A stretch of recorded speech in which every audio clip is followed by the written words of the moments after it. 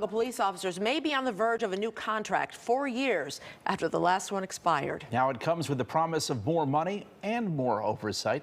WGN's Patrick Elwood live at police headquarters for us tonight with the latest. Pat?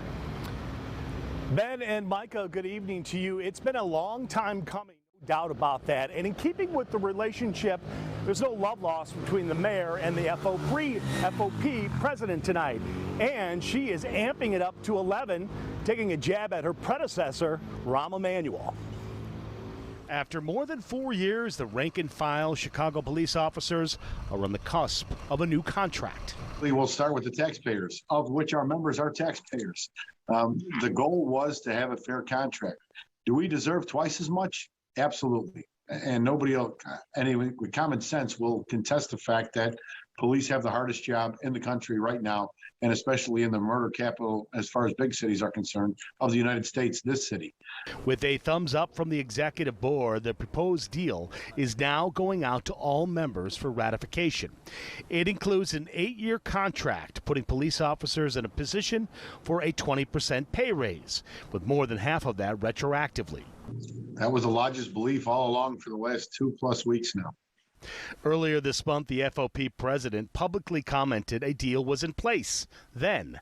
But after returning from a trip to California, Mayor Lightfoot said he was mistaken. Unfortunately, Mr. Catanzara's announcement that there's a deal, it just simply wasn't correct. Catanzara responded by saying she was playing games. Today, the mayor, who is often critical of FOP leadership, put a positive spin on things and took a jab at her predecessor, Rahm Emanuel. I am pleased that we finally got it done. It shouldn't have taken this long. I shouldn't have walked into office with a contract that was already 2 years expired. And she says the money is already there. It's an average of about 2% a year. We have, if you check our budget, we've been tucking money away for this little by little every year. In a YouTube post to union members, Catanzara is urging all 11,000 officers to vote.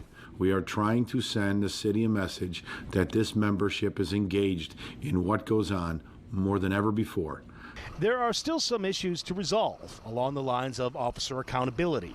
But for the moment, the agreement on dollars and cents is on the table.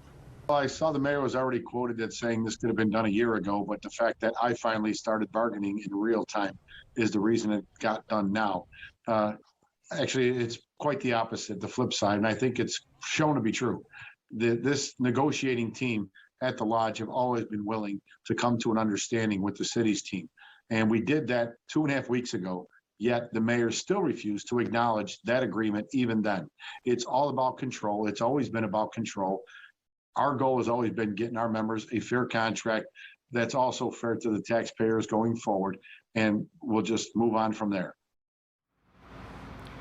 Again, no love lost between the FOP president and the mayor. Point of fact, former schools CEO, CPS CEO Paul Vallis, and mayoral candidate who lost to the mayor last time ago, negotiated or helped to negotiate this contract on behalf of the FOP. Reporting live from CPD headquarters tonight, Patrick Elwood, WGN News. Ben and Micah, back to you in the studio. Pat, thank you.